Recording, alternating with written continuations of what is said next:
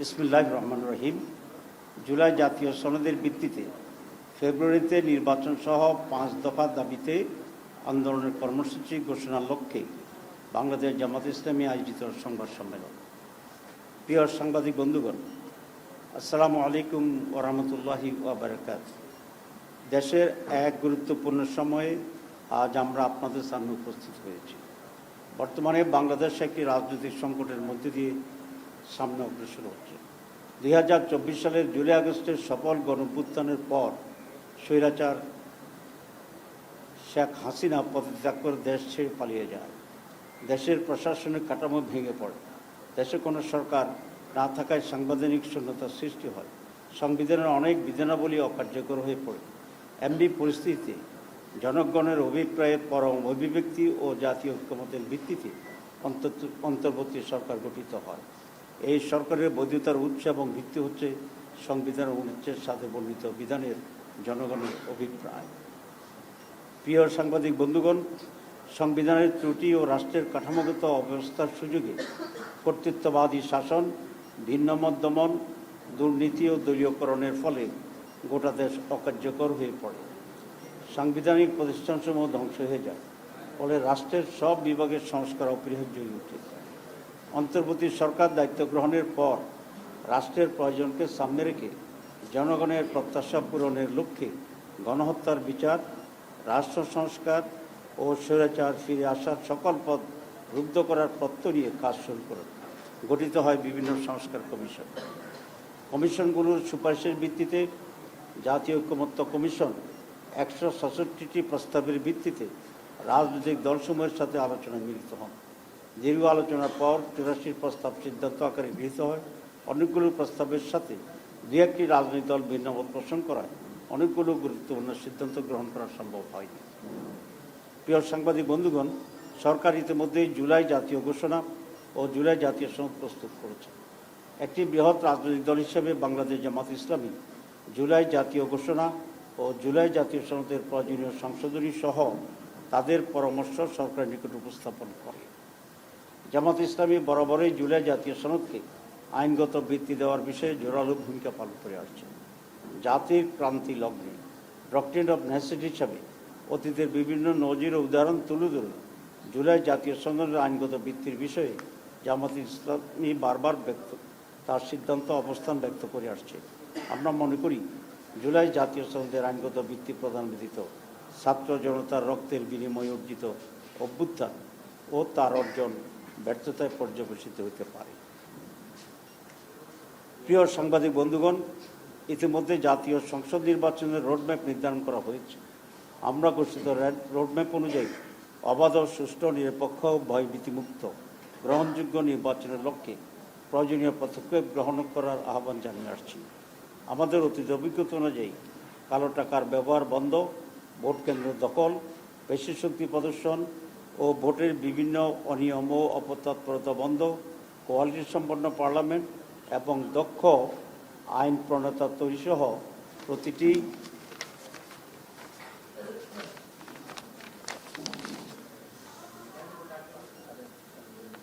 প্রতিটি ভোটারের মূল্যায়নের লক্ষ্যে পিআর পদ্ধতিতে নির্বাচনের জন্য জোর দাবি জানিয়ে আসছি। বাংলাদেশের অধিকাংশ রাজনৈতিক দল, বুদ্ধিজীবী, সাংবাদিক, কলামিস্ট, লেখক, গবেষক, শিক্ষাবিদ ও নানা শ্রেণী পেশার মানুষ পিআর পদ্ধতিতে নির্বাচনের দাবির সাথে একমত পোষণ করেছেন। প্রিয় সাংবাদিক বন্ধুগণ, আমরা লক্ষ্য করছি জনগণের দাবিসমূহ কার্যকর করার কোনো পদক্ষেপ গ্রহণ করা হচ্ছে না। এমত অবস্থায় জনগণের দাবি আদায়ের জন্য গণ আন্দোলনের কোনো বিকল্প নেই। তাই জুলাই জাতীয় সনদের ভিত্তিতে আগামী ফেব্রুয়ারিতে অবাধ, সুষ্ঠু, গ্রহণযোগ্য নির্বাচন এবং জনগণের ভোটের প্রতিষ্ঠার মাধ্যমে বাংলাদেশকে একটি ন্যায়ভিত্তিক ও জবাবদিহিমূলক গণতান্ত্রিক রাষ্ট্র গড়ে তোলার লক্ষ্যে বাংলাদেশ জামাত ইসলামের পক্ষ থেকে আজ 15 সেপ্টেম্বর আন্দোলনের 5 দফা গণদাবি জাতির সামনে তুলে ধরছি। দাবিসমূহ: জুলাই জাতীয় সনদের ভিত্তিতে আগামী ফেব্রুয়ারিতে নির্বাচন আয়োজন করা। 2, আগামী জাতীয় নির্বাচনে উভয় পক্ষে পিআর পদ্ধতি চালু করা। 3, অবাধ, সুষ্ঠু ও গ্রহণযোগ্য নির্বাচনের লক্ষ্যে সকলের জন্য লেভেল প্লেইং ফিল্ড নিশ্চিত করা। 4, ফ্যাসিস্ট সরকারের সকল জুলুম, নির্যাতন, গণহত্যা ও দুর্নীতির বিচার দৃশ্যমান করা। 5, স্বৈরাচারের দোসর জাতীয় পার্টি ও 14 দলের কার্যক্রম নিষিদ্ধ করা। উক্ত দাবিসমূহ বাস্তবায়নের লক্ষ্যে নিম্নোক্ত কর্মসূচি পালন করা হবে ইনশাআল্লাহ। 1, 18 সেপ্টেম্বর রাজধানী ঢাকায় সমাবেশ ও বিক্ষোভ মিছিল। 19 সেপ্টেম্বর দেশের সকল বিভাগীয় শহরে বিক্ষোভ মিছিল। 26 সেপ্টেম্বর দেশের সকল জেলা উপজেলায় বিক্ষোভ মিছিল। এইসব কর্মসূচি বাস্তবায়নের মাধ্যমে জনগণের দাবি আদায়ের লক্ষ্যে ঐক্যবদ্ধ হওয়ার জন্য আমরা দেশবাসীর প্রতি উদাত্ত আহ্বান জানাচ্ছি। আপনাদের সবাইকে ধন্যবাদ জানিয়ে আমার বক্তব্য শেষ করছি। ডাক্তার সৈয়দ আব্দুল মোহাম্মদ তাহের, সাবেক এমপি, নায়েবে আমির, বাংলাদেশ জামাত ইসলাম।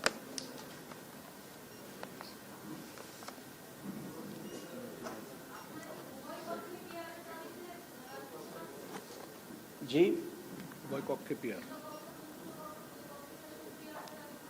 জি, এটা তো আমরা শুরু থেকেই করেছি। লিখিত বক্তব্যই সেটা বলা হয়েছে। আমরা শুরু থেকেই অভিভাবক কক্ষে পিয়ার চেয়েছি এবং 25টি দল পিয়ারের পক্ষে, 31 দলের ভিতরে এই ব্যাপারে পিয়ারের ব্যাপারে আমরা মেজরিটি রাজনৈতিক দল একমত।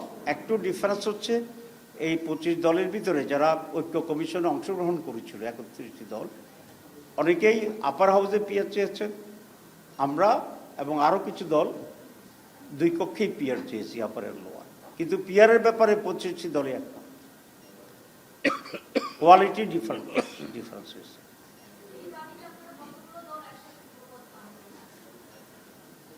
এই দাবিতে আমরা যারা পিয়ারের পক্ষে আছে সকলের সাথে আমরা আলাপ আলোচনা করছি এবং সকলেই যাতে এটা আদায়ের জন্য আমরা তো এখনো নেগোসিয়েশনে আছি, সরকারের কাছে মৌখিকভাবে বলছি, ছোটোখাটো দাবি জানাচ্ছি।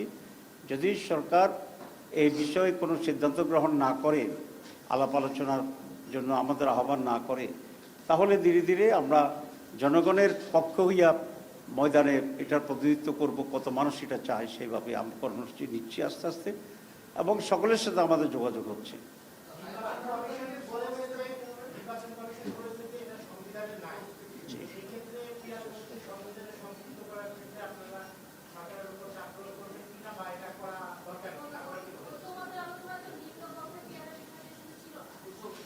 জি জি জি আমাদের পরামর্শ ছিল, আমরা প্রথম কথা হচ্ছে ইলেকশন কমিশন যে বক্তব্য রেখেছেন তার বক্তব্যটা বিভ্রান্তিমূলক। এই কারণে যে আমাদের সংবিধানে প্রতি 5 বছর পর নির্বাচন হবে এই কথাটি লেখা আছে, কিন্তু কোন পদ্ধতিতে নির্বাচন হবে এই কথাটি লেখা নাই। এখন আমরা অতীতে একটা পদ্ধতিতে নির্বাচন করে আসছি এবং সেই হিসাবে এইবারও সেই পদ্ধতির কথা বলেছি, কিন্তু এবার যে নতুন করে আমরা পিয়ারের দাবি করেছি, সুতরাং এখানে 2টি পদ্ধতির এখানে প্রপোজাল, একটা ট্রেডিশনাল পদ্ধতি, একটা পিয়ার পদ্ধতি। সুতরাং ইলেকশন কমিশন যে কথা বলছে যে ট্রেডিশনাল পদ্ধতিতে নির্বাচন করা, এটাও সংবিধানে নেই। সুতরাং যেহেতু 2টা দাবি আছে, 2টা দাবি নিয়ে আলোচনা হওয়া উচিত, ইলেকশন কমিশন আলোচনা করা উচিত যারা এই দাবি করছে, এবং তারপরে একটা ফয়সালা হওয়া উচিত। এইটা নির্ধারণ না করে একতরফাভাবে আগের নিয়মে ইলেকশন কমিশনের রোডম্যাপ ঘোষণা করাটা একটি অন্যায় হয়েছে বলে আমরা মনে করি। আর একটি কথাকে বলে যে সংবিধানে নাই, আরেকটি দ্বারা বুঝাতে চেয়েছেন আরেকটা সংবিধান আছে, তাহলে এটা এক ধরনের বিভ্রান্তি এবং এটা ভুল তথ্য। আর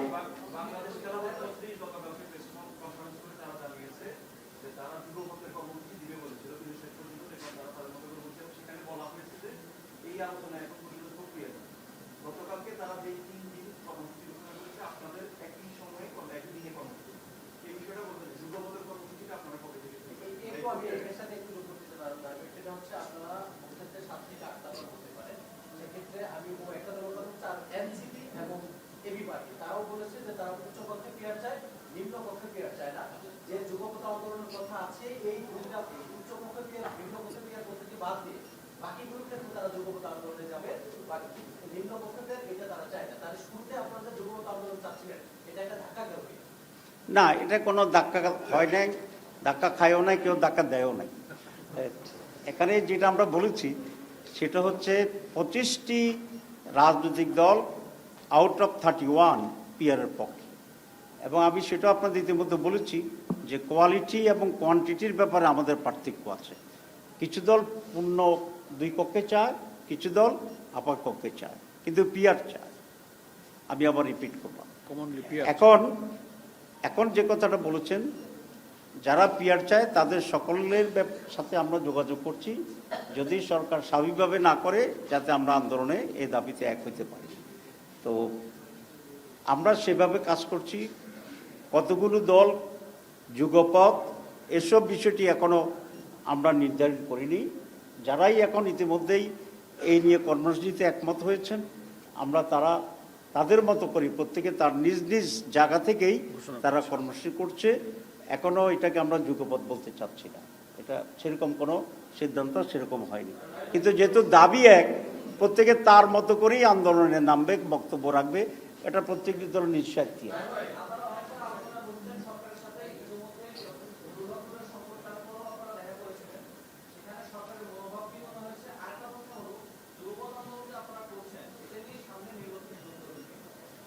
আমি তো বলেছি যে যুগপথ আন্দোলনটিও এখন আমরা সেভাবে মেনশন করছি না। যেহেতু দাবি একরকম, প্রত্যেকটি দল তার মতো করেই মাঠে কর্মসূচি দেবে বা দিচ্ছে। এখানে নির্বাচনী জোটের বিষয়টি এখানে আসছে না, এটা আরও সময়ের ব্যাপার বলছি। তবে জুলাই চেতনায় বিশ্বাসী সকল দলের সাথেই আমরা একটা সুন্দর, অবাধ এবং আন্ডারস্ট্যান্ডিং নিয়ে নির্বাচন করা যায় কিনা আমরা এটা আলোচনা করছি। একজন প্লিজ।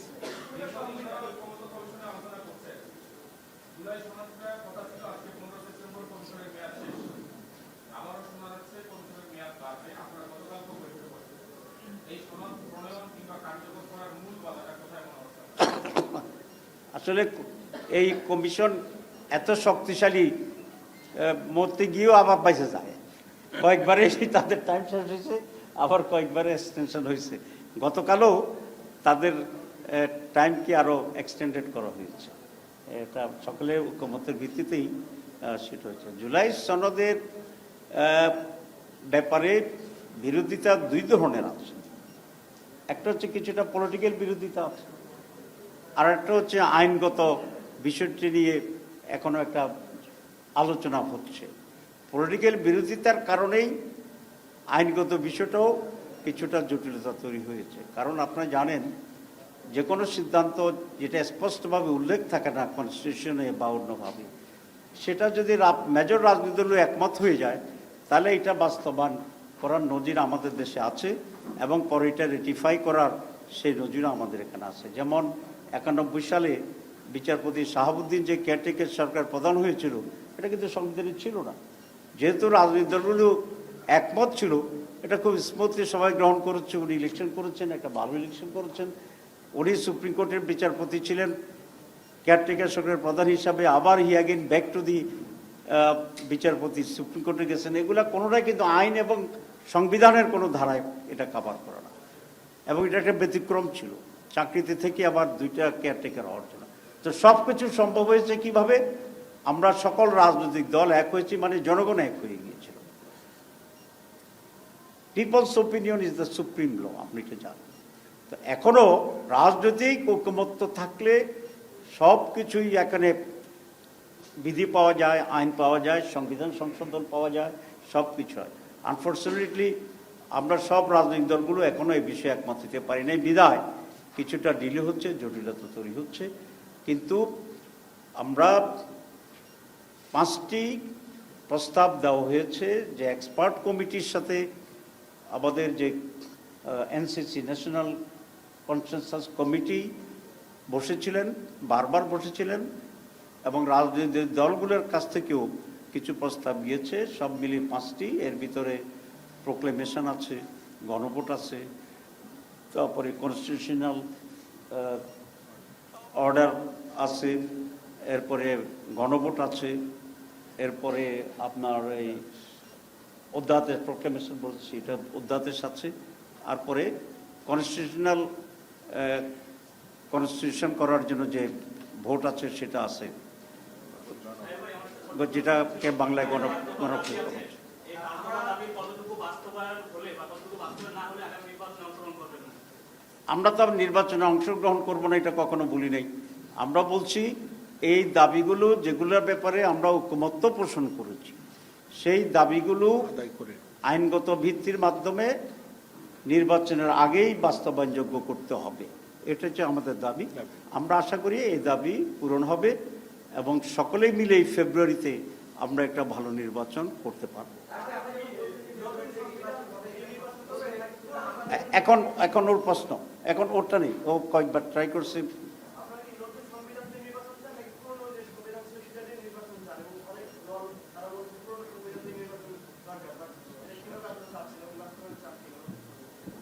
আসলে আমরা তো বলে দিয়েছি, আমরা বলছি জুলাই চার্টার যেটা হয়েছে সেগুলোকেই এখন আমরা আইনগত ভিত্তি দিয়ে তার ভিত্তিতে নির্বাচন চাচ্ছি।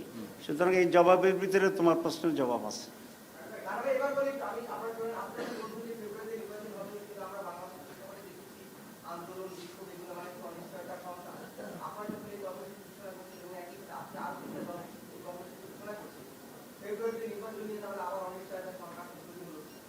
না, এটা আমি মনে করি না, কারণ আরও 5 মাস সময় আছে, এর ভিতরে এই সমস্ত দাবি পূরণ করা, তারপরে জুলাই চার্টারকে আইনগত ভিত্তি দেওয়া, গণভোট যদি প্রয়োজন হয় গণভোট করা, এই সব কিছুই এটা এর ভিতরে সম্ভব। এগুলো করেই আমরা ফেব্রুয়ারি নির্বাচনে অংশগ্রহণ করবো ইনশাআল্লাহ।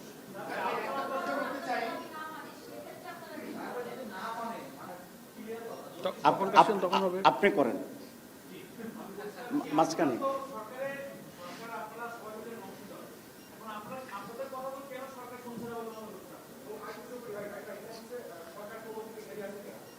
আচ্ছা, প্রথম কথা হচ্ছে আমরা সরকার অংশের জন্যই, আমরা একটি দেশের বৃহত্তর রাজনৈতিক দলকে প্রতিনিধিত্ব করি। সরকার মানছে না, তাদের নিজস্ব একটা চিন্তা কি সেটা তারা ভালো জানে। আর 2 নম্বর হচ্ছে না মানার জন্য তো কোনো রাজনৈতিক শক্তি থেকে চাপ থাকতে পারে, দ্বিমত থাকতে পারে। সুতরাং যেহেতু এটা নন পলিটিক্যাল ইন্টারিম গভর্নমেন্ট, তো এবং তাদের নিজস্ব কোনো পলিটিক্যাল রিপ্রেজেন্টেশন নাই, সুতরাং তারা অনেক সময় এদিক ওদিক হেলতে পারে সিচুয়েশনকে কেন্দ্র করে। ঠিক আছে, আমরা শেষ করে দিই। আপনারা যে দাবিগুলো আপনাদের দাবি, আপনাদের সঙ্গে আরো কিছু দল আছে, আবার এটার বিপরীতে বিএনপি আছে, তাদেরও কিছু দাবি আছে। তারা যদি বলে আমাদেরটা মানতে হবে, আপনারা বলছেন আপনাদেরটা মানতে হবে, পয়সা থেকে তাদের রাজপথে হচ্ছে না, এটা অন্য কোনো দলের যদি দাবি যৌক্তিক হয় তাহলে আমি সরকারকে কাছে দাবি করব তাদের দাবি মেনে নেওয়ার জন্য। আর আমাদেরটা যদি যৌক্তিক হয় তাহলে সরকারকে এটাও মানতে হবে। তো যৌক্তিক সকল দাবি মেনে ফেব্রুয়ারিতে নির্বাচন করতে বাধা কোথায়? যৌক্তিকটা যুক্তি নির্ভর করবে। জি,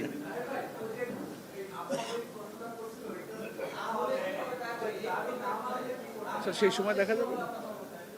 আচ্ছা, দাবি না মানলে কি করব এটা এখন আমরা মাথায় নিতে চাচ্ছি না। আমরা আশা করি আমাদের দাবি যুক্তি, দাবি সরকার মানবে, মানলেই দেশের জন্য কল্যাণ হবে। এটা সকলের দাবি, এটা একটা দলের দাবি না, এটা সকলের দাবি। জি, শেষ। গুরুত্বপূর্ণ প্রশ্ন নাই? না, একই কথা। জি, কোন জায়গায় এটা আমরা জানবেন আপনার। এটা এখন আর আওয়ামী লীগের মতো তো গোপনে মিটিং করি যে জানানো যাবে না। এখন we are open, will give, আমরা প্রেস রিলিজ করি। জি, ঠিক আছে।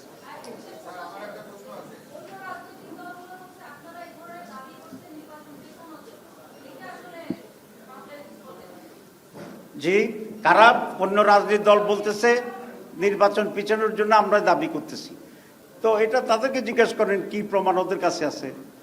আমাদের পয়লা দাবিতেই তো ফেব্রুয়ারিতে ইলেকশন চাওয়া হয়েছে। আমার কথা যদি তারা বলে দিতে পারে তো তাহলে তারা আমার দলে যোগ দিলে ভালো। জি,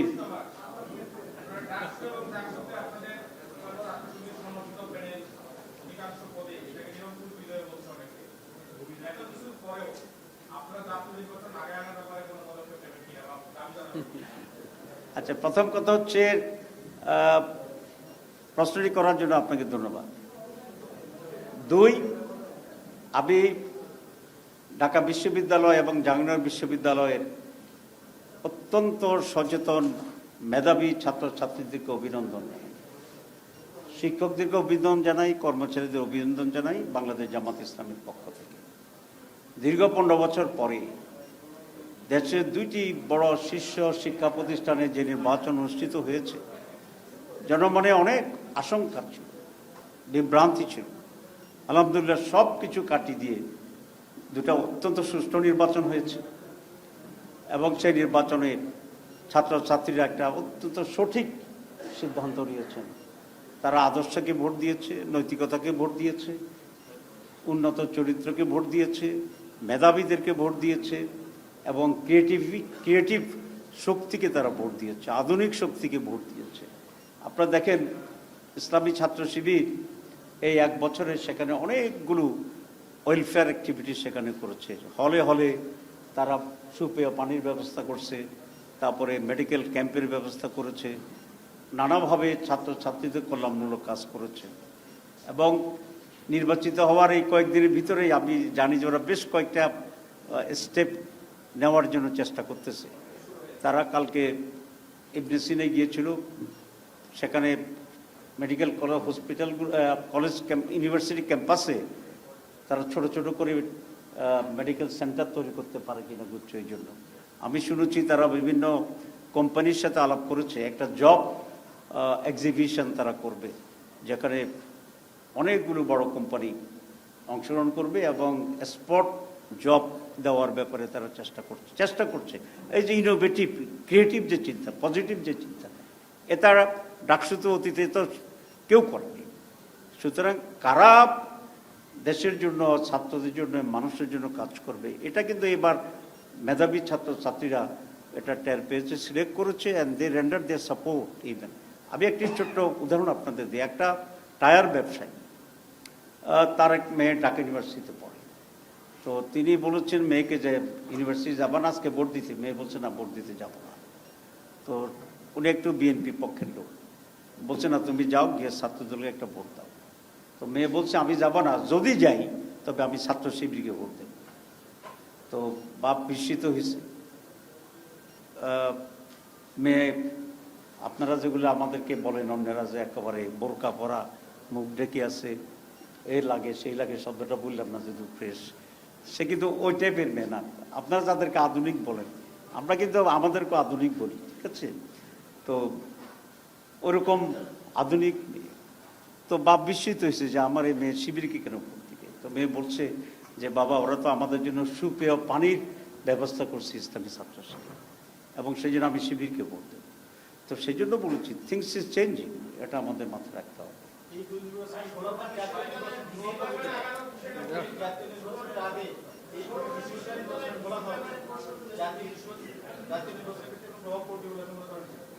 আপনি কি মনে করেন? আমি বলবো আমারটা, আপনারটা একটু শুনি। আপনি কি মনে করেন ঢাকা ইউনিভার্সিটি ডাকসুর মতো জায়গায় 3 গুণ বেশি ভোট পেয়ে, তিনটা রেকর্ড হয়েছে ঢাকা ইউনিভার্সিটি? জি,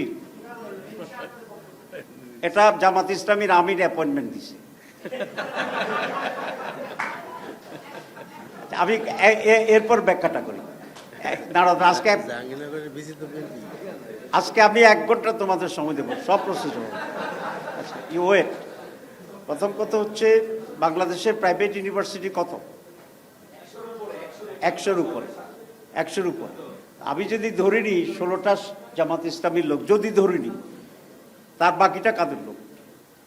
আচ্ছা, এখন আমার কাছে 10টা পাখি আছে, আপনি শুধু বললেন যে একটা পাখি উনি নিয়ে গেছে, আর 9টা কথা নিচ্ছে, এটা আপনি বললেন না। তো এগুলো হচ্ছে এক ধরনের প্রপাগান্ডা।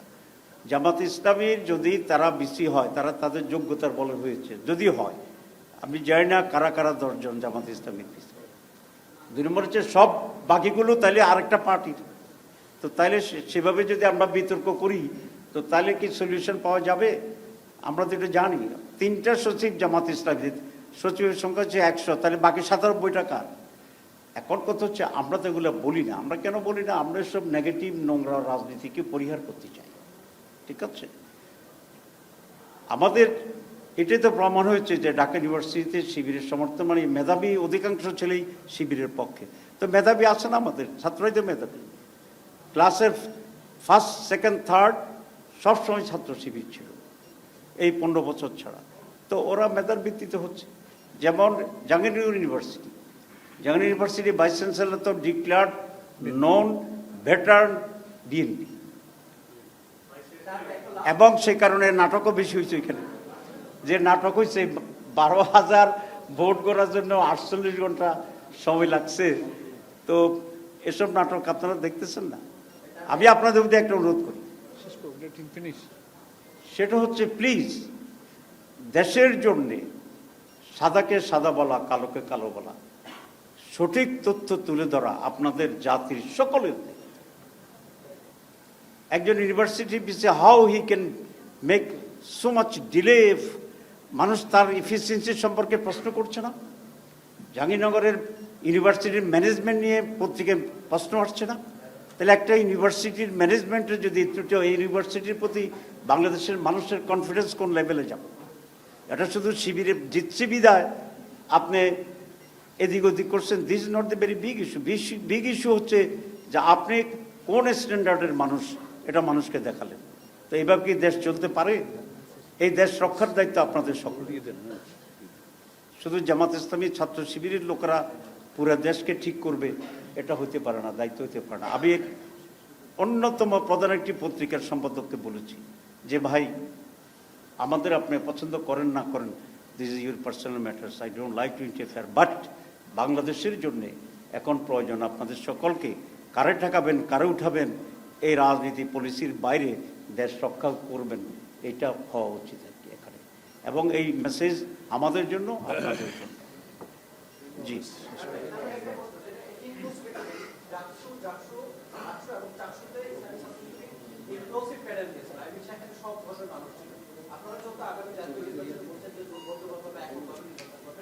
আপনাদের জাতীয় নির্বাচনে এরকম ইনক্লুসিভ যোগ হবে কিনা, বা আপনাদের এককভাবে অন্য ধরনের মানুষ তারা আপনাদের?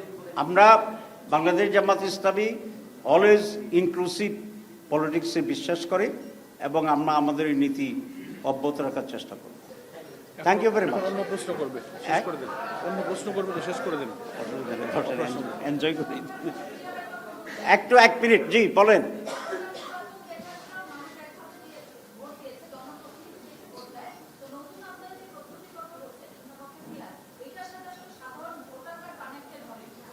আসলে দেখেন, জি জি জি জি বসেন বসেন।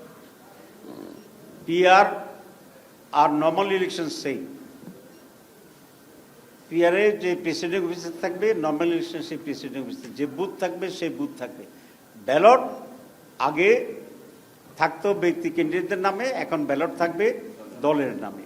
সুতরাং এই ভোট দিতে কোনো জটিলতা নাই, সহজ ইস্যু। সেকেন্ড প্রশ্নটা আপনার গুরুত্বপূর্ণ। প্রথমটা হচ্ছে জনগণ অভ্যস্ত কিনা। অভ্যস্ত 71% তো পিআরের পক্ষে স্টাডিতে আসছেই, সার্ভেতে পাওয়া গেছে। সেকেন্ড প্রশ্নটা গুরুত্বপূর্ণ যে প্রত্যেকটা কনস্টিটিউন্সির ক্যান্ডিডেটকে দেখেই জনগণ ভোট দেয়। অনেকে যে স্লোগান দেয় ভোট দিবে 14 গ্রাম, এমপি হবে 20 গ্রাম। আচ্ছা, এইগুলো বিভ্রান্তিকর। পিআরের 8টা পদ্ধতি আছে সারা বিশ্বে। এর পদ্ধতিতে জার্মানিটাকেই আমার কাছে অধিকতর ভাইবল মনে হয়। সেখানে 2 ধরনের ইলেকশন হয়, একটা হচ্ছে কনস্টিটিউয়েন্সি ইলেকশন হয়, আবার পিআর ইলেকশন হয়। প্রত্যেক জায়গার প্রতিনিধি থাকে, আর পিআরও একটা নাম্বার ইলেক্টেড হয়। হলে ওই পার্লামেন্টারি নির্বাচনে যে অংশটা জিতে তার সাথে পিআরের প্রপোর্শনটা সে যোগ হয়। This is one system available. 2 নম্বর আরেকটা সিস্টেম আছে ডিস্ট্রিক্ট ওয়াইজ পিআর।